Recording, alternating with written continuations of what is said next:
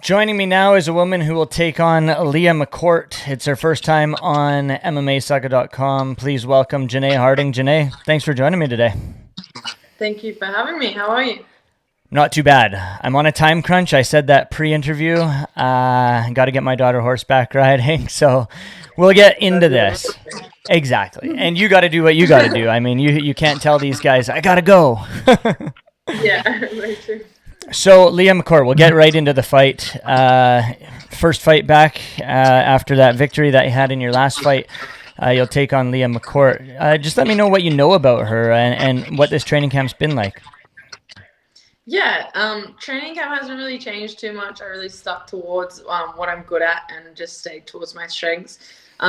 Leah's definitely someone that I've had my eyes on for a while because of the long history of us being matched up, I guess, last year, and then before that, her calling me out. So it's definitely someone that I've kept my eyes on and understood a lot about her game and stuff and her credentials. So it's good to know, she's a amateur world champion, judo black belt, jiu-jitsu brown belt. These are all super motivating factors just to know, she's going to come to scrap and she's a gamer and it's exciting. And she's coming off a shoulder surgery, so she she's hungry. She's been out of the cage for a little bit. She wants to get back in there, get back in the mix, and I'm ready to take her on head first. What you say the fight was lined up last year. Was that a fight that you expected to actually happen before it did? Like, it got canceled. It didn't end up lining up. But was it something that you thought would have happened sooner than it has now? I kind of did. I guess I don't know when it was that I heard that she got injured. But I guess once I heard that she got injured, I was just hoping, that they matched me up against someone else in the meantime, and then therefore hopefully we get matched up again. But even from my last matchup to now, I kind of expected that they would put this fight on one of the earlier cards that they've had in the last couple of months. But unfortunately, it didn't work out just for whatever, I think travel logistics and stuff. And that's just how it is at the moment with COVID and everything. You kind of expect the unexpected to a sense, and nothing's sort of solid. So yeah, I mean, I would have liked it to be sooner, but I'm now just touching wood and hoping that it comes to pass. And next week, yeah, it really happens. And I'm just happy that it's finally here. Of course. And that's with both of you guys as well, right? Because we're talking you both have to travel. You're both coming from either side of the globe kind of thing. What's the travel schedule like for you coming into this fight? Yeah, I mean, it's like every time.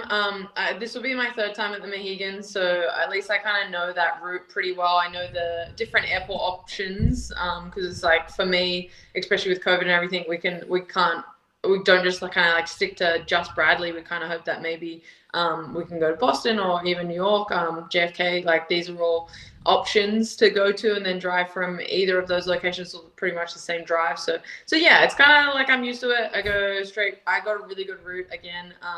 Sydney to LA to Boston. Pretty sure it's nice. Straight there. So that's always really good. I mean, last time we were gonna stop over in Denver, and then I mean, on the way back last time we were meant to go to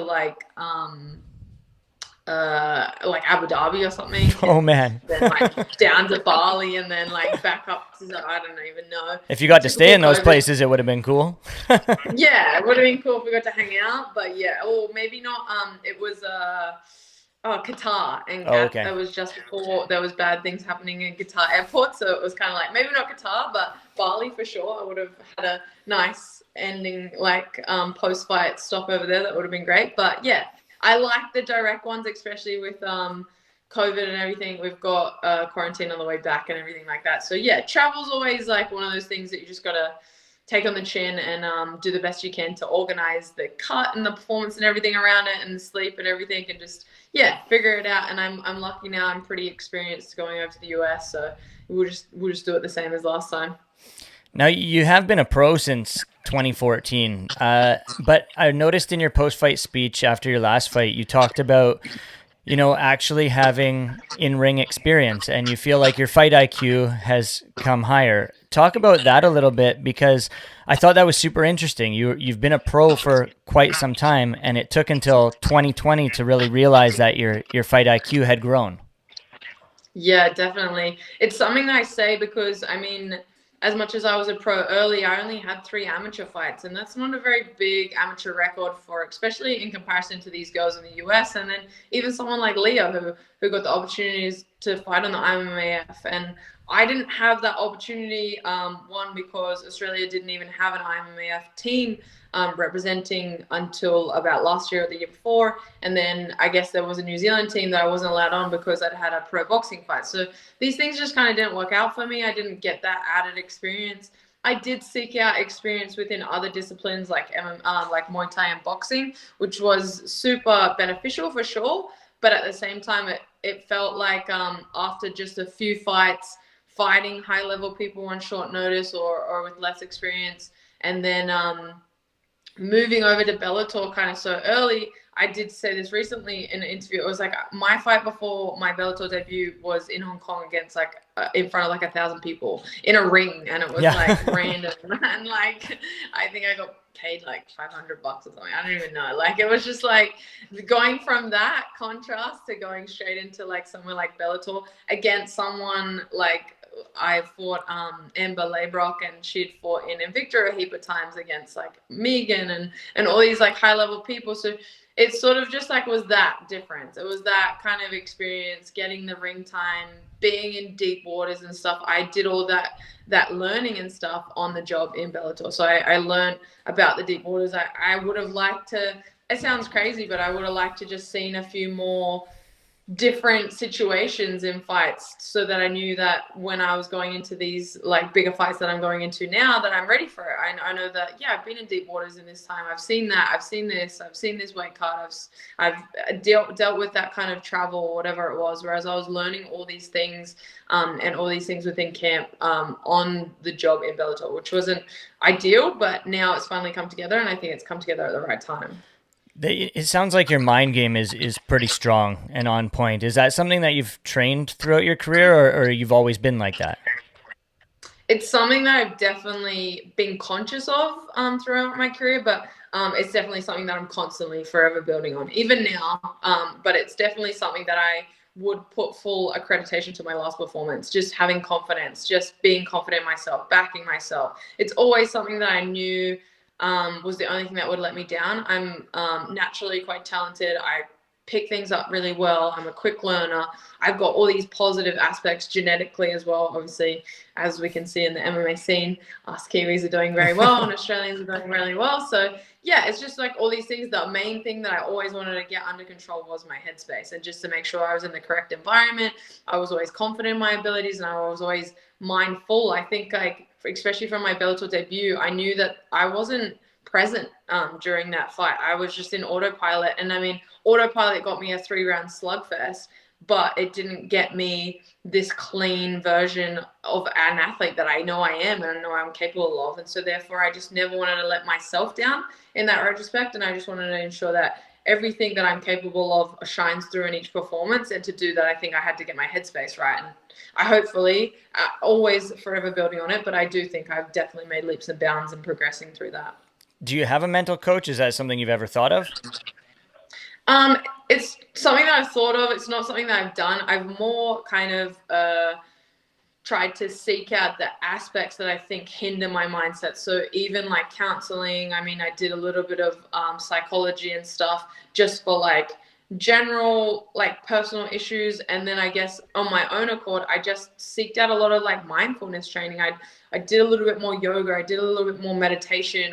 Like not even just in a hippie way, I guess. It's just I was trying to apply that to everything. Like I was trying to be mindful in everything. Like everything that I did, I wanted to rock up to training. I wanted to be there. I remember back when I was working a full-time job, I would finish that job, go to training, and I don't even remember what we would like learn that night because I was already so fatigued mentally, I guess. Whereas now I made that a conscious decision once I quit my job and really started evolving my lifestyle around MMA a little bit more, that I, 100% was present in every single session. So therefore I was getting the most out of it. And I think it was just more of a conscious decision. Constantly trying to be the best version of myself is like a conscious decision. So therefore mindfulness really comes as a part of that. And so I guess you just always have to keep building on it, always learn new things, podcasts, education, reading, all these just basic things, seek that out. And I think it will all evolve together. And it definitely shows. Now, I want to talk about this quickly before I let you go. Obviously, the Bellator card can change, but as of right now, you're leading off the card, and the fight that is headlining the card is also in your weight class. Talk to me about the Cyborg versus Smith fight and how you see that fight playing out, and if you see yourself close to that step in your next fight or sooner. Yeah. Yeah, definitely. I think it's just one of those divisions that anything can happen. And I've said this a few times. If I win this fight and it keeps me at 6, solidifies me at 6, I'm happy with that. If I win this fight, it moves me up to 5, I'm happy with that. If I win this fight and they put a title opportunity on the line, I'm happy with that. If I win this fight and I have to maybe fight again and then get a title contention, I'm also happy with that. It's just sort of like being ready for whatever, because it's definitely one of those divisions. As we've seen, Cris has been quite dominant in the last few fights, so therefore she's almost, starting to look past the top 5 for opportunities to defend her title against. I'm not sure what her plans are. Maybe she wants a break. So, you never know what's going to happen. But at the same time, first and foremost, the priority is this fight. And then therefore, wherever it puts me, I'm ready for all of it, because I definitely know that it's one of those divisions that's ever changing and kind of can, the title can sneak up you. And I'm definitely ready for it. I mean, the crazy thing is I just got asked, like, what if one of the 2 girls in the main event pulls out? Would you step up? And I said, I wouldn't step up against Cris on the late notice, because I'm only making good decisions. Like we said, I've had like a lack of experience. And so therefore from here on in, I'm making sure I'm making the right decisions that are the right things for my career, and making sure that I achieve everything that I want to achieve. And I don't want to do that on short notice just because I'm egotistical and trying to prove to everyone that I'm like some tough person. It's not about that. But someone like Leslie Smith, very similar to my opponent, and I would have most likely prepped very similarly to Leslie if I had been matched up with her. So I would have definitely taken up that fight. So these are all things that like are crazy variables, and we're in a really weird time too. So like anything can happen. Like wherever these girls are could lock down, and they could maybe not fight, and I don't know. You just like never know. So anything can happen. I love your mind space. I love this interview. I appreciate your time, Janay. Just let people know where they can find you in the social media realm. Thank you so much. You can pretty much follow me on pretty much all socials across the board. Janay Harding, Instagram, Facebook, and Twitter. Yeah, hit me up. Follow my journey. Appreciate it. Good luck. Awesome. Thank you so much. Yeah.